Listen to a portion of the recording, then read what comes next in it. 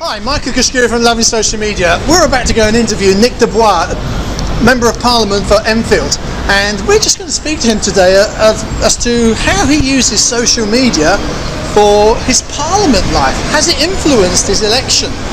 How does he use it?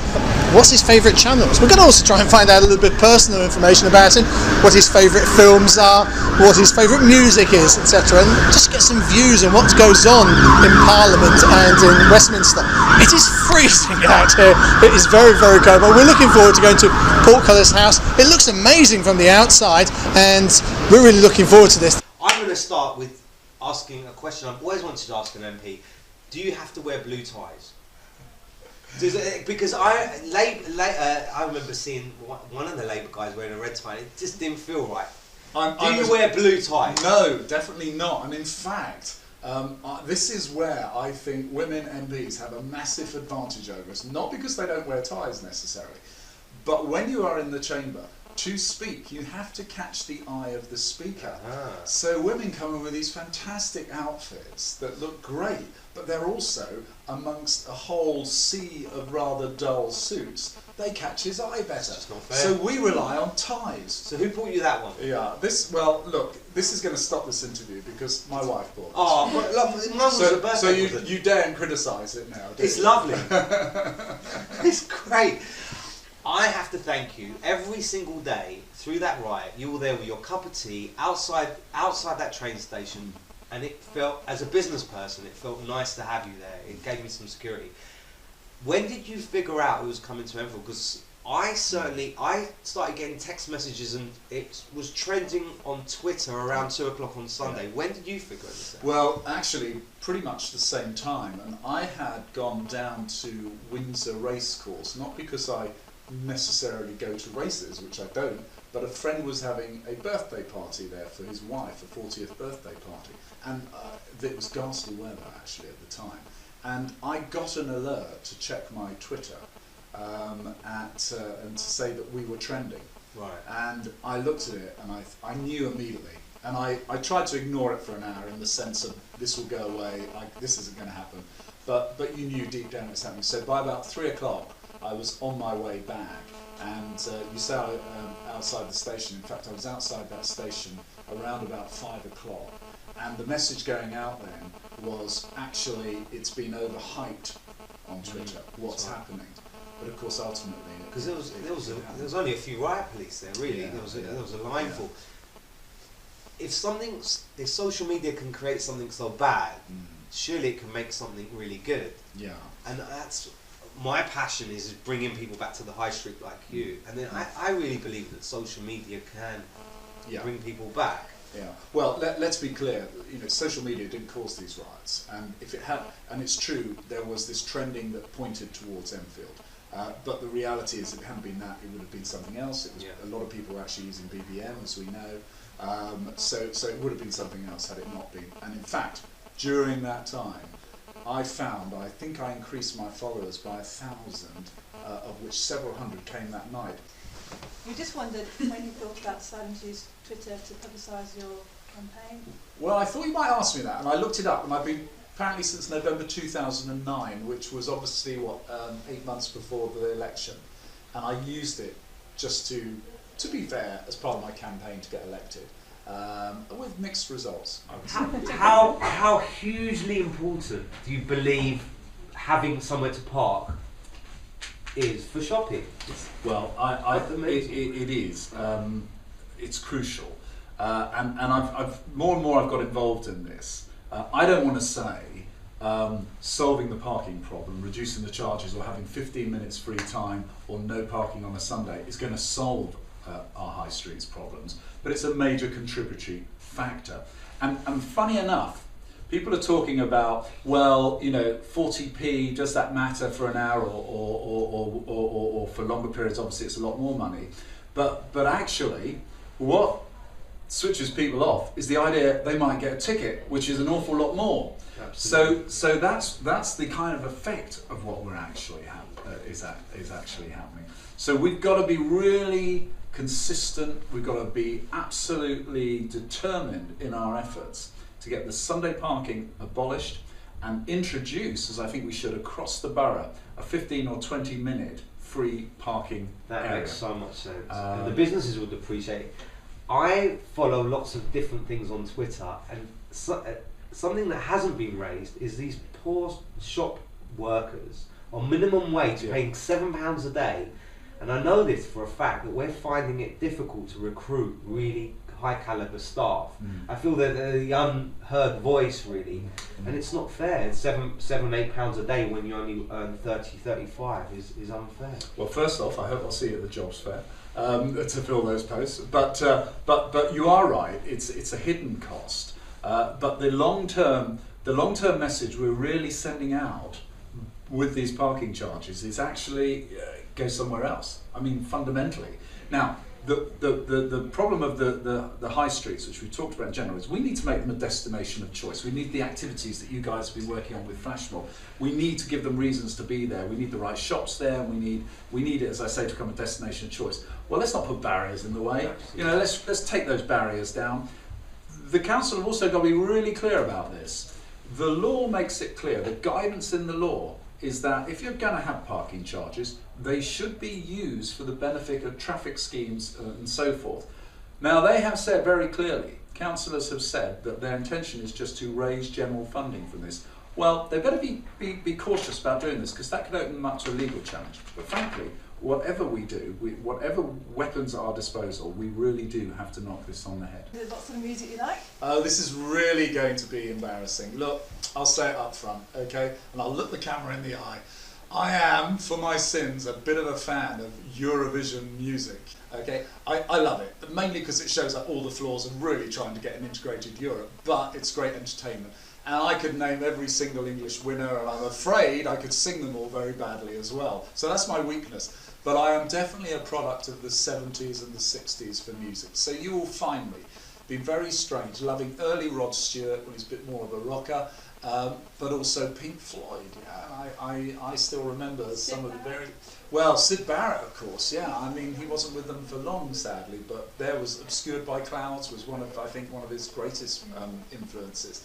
But there was the later work I really liked, Dark Side of the Moon and not The Wall, A Brick in the Wall. Sorry, not Brick in the Wall, I'm getting confused on my likes, on the Dark Side of the Moon. And then I'm afraid I have some really torturous ones. I like a bit of country and western. Yep, okay, I've said it. Okay. It's like a guilty secret, isn't it? Oh. Well, here's, just to throw this one casually in, did you know the Beach Boys have reformed and they're going to be touring this year, the last surviving members? Actually, I did hear that. I read it somewhere, I have to say, so I won't even attempt to sing it. And the chance of me getting a ticket, it's like I'm a Eurovision fan, I've never ever managed to get a ticket. The website just gets overloaded when people... Well, I do their website, so I'll see if I can get Do you you? a ticket. I do. Well, of course, I don't expect any favours. We'll try and get you a ticket. And political movies, I watched All the President's Men again the other day. Yes. What are your thoughts on the We Love Your High Street campaign that Ibra and the local council generated pre-Christmas? Well, my first thought is it's brilliant.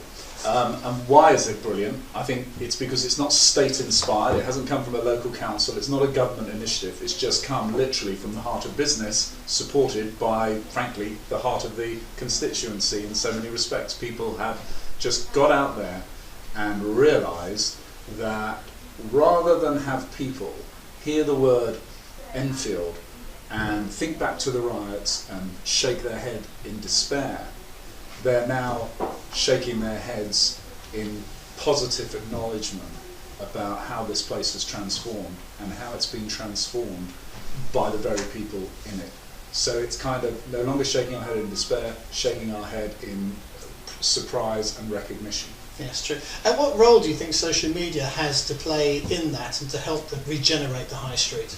Well, I think social media, I mean, that's a big question, but I think first let's talk about what its role has been to actually promote Enfield since that unhappy August. Right. I mean, it had a massive influence in the way we disseminated information at the time, which is something I was very much first-hand involved in.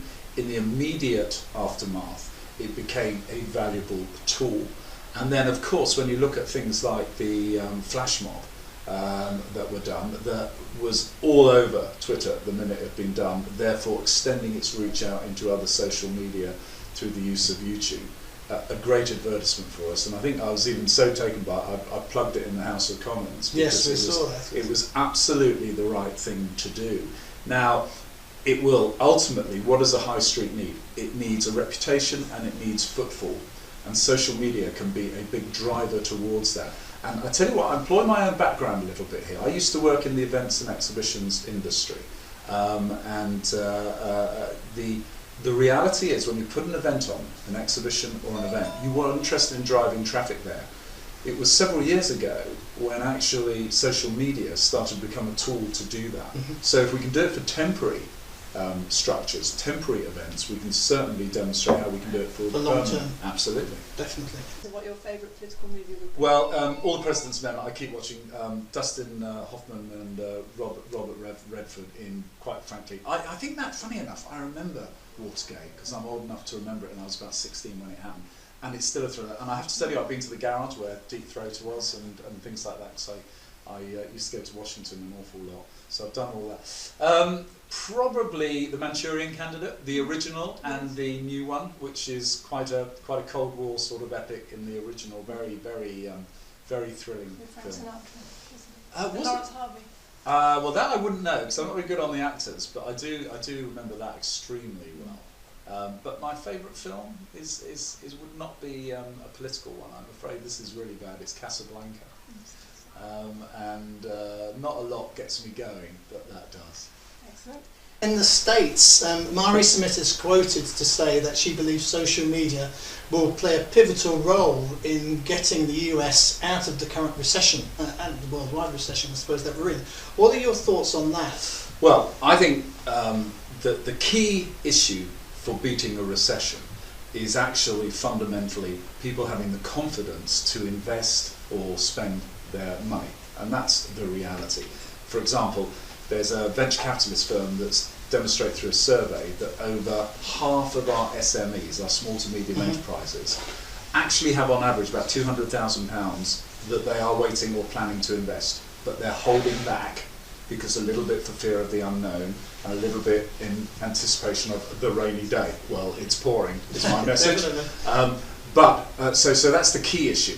Will social media have a role in driving economic growth? Yes, it will. Will it be, and I suspect she's not arguing this, will it be the principal driver? No, I don't. But it is a medium that is proven will help drive growth, but it is not the sustainable reason to growth. And also, I think, actually, I would only say that I wouldn't like to comment on the US market because I think she would know a lot more about that than me. But I suspect it would have more influence out there unless they would here, simply because of the vast distances and their shopping habits, which are extremely different to ours. Definitely very different to ours over here in the UK. What's your favourite place to relax? Favourite place to relax? Well, there's two types of relaxing. If I want to go for mental relaxing, believe it or not, it's the gym and it's exercise, and I feel fantastic. I feel a little self-righteous afterwards as well when I do that. But when it comes to just relaxing, nothing beats walking. Nothing beats walking, and with water. So I have to have water around me to go walking, because it's a bit like the soporific effect of a fire in winter in your house or something like that. But don't want to sound too close to nature. Put me on a nice hot beach somewhere, and I won't have a problem. Talking about the recession, let's talk about the Enfield Job Fair that's taking place on Friday. Yeah. And again, you're leading that. I think it's Boris opening it on Friday morning. Yeah. And why are you so involved in that? Why do you want to make it work? When I was first elected in May 2010, we already had very unhealthy levels of youth unemployment. And that is to me is an absolute travesty, and there's lots of reasons for that. So let's not explore that. They have not got any better in the last 18 months. So that has also now been mixed with a wider problem with unemployment across the country, but also in North London, where there's a lot of public sector workers who are no longer in work or facing the prospect of no longer in work. As a politician, I cannot create jobs, but I can certainly bring together people who are looking for jobs and those that are offering jobs. And we first tried this last year, and we did it, and we had, reasonable success inverted commas, in the terms of numbers of people who turned up, and we had a reasonable offering of jobs. This time it's completely different. We have got organisations coming where I estimate there's somewhere between 350 and 450 jobs on offer directly. Plus, of course, we've got the agencies there who will have their quota of jobs. And these are people. These are a wide range. We've got graphic designers. We've got event managers from my old patch. We've got Greg's offering 50 appointments, from shop managers through to shop assistants. Got 83 apprenticeships. So there are jobs out there then? They're there, but there's a problem, and all I want to do is bring people together. Great. And what about apprentices? I know we're looking at Loving Social Media to take on a couple of apprentices to help us, and we're actually interviewing people on from Friday. So what's your views on apprentices? Well, I think the great shift, and I'm really pleased that the government have done this, is that we've now got to the stage where people can not automatically assume that further education beyond 16, 18 and into higher education is necessarily the right route for all. And I think that was probably one of the problems of the last government, where they had this drive for that.